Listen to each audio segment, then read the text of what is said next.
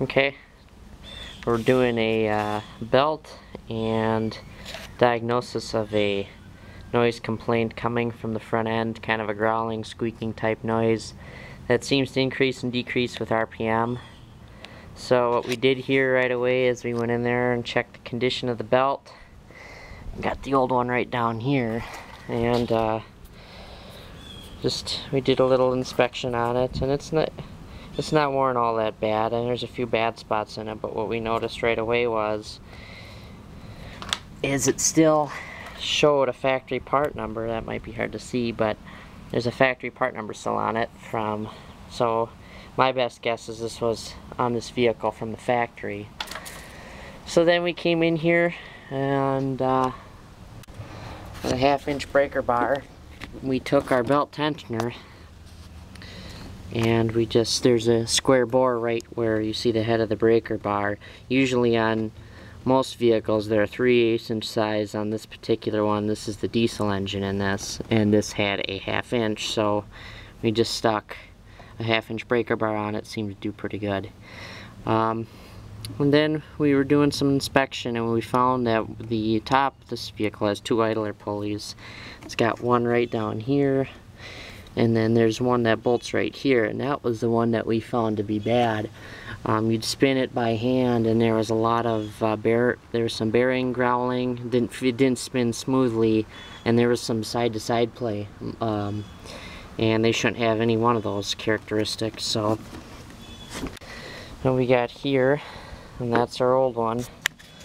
This might be tough to hear or see, but pretty much it's got some side-to-side play here. You can wiggle this part back and forth. That's kind of hard to see, but and it doesn't spin smooth and free like it should. It should spin, and this one does spin, but there's a lot of noise. When you turn it, you can feel there's drag, and you can feel it's not smooth when you spin it. And this one, it's got about 130,000 miles on it. So our new one, which is this one here, this spins a lot smoother. There's no up and down play or side to side play when it's bolted on there, and that's exactly what you want. And that's what actually was causing the noise, is that growling noise. And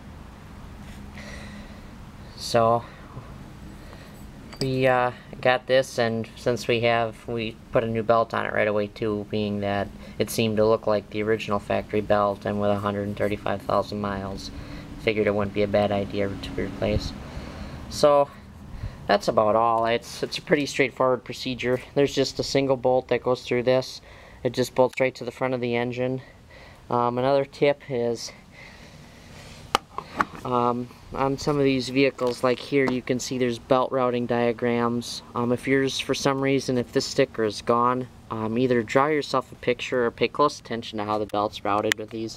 I know a lot of people, they try doing this sometimes by themselves, and you know, they take the belt off and then they go to put the new one on, and they're not exactly sure how it's routed. So just something to, kind of a little note to keep in mind. So that's pretty much it. It's a pretty straightforward procedure. So basic hand tools can do this. I mean, minus the breaker bar, but so that's all.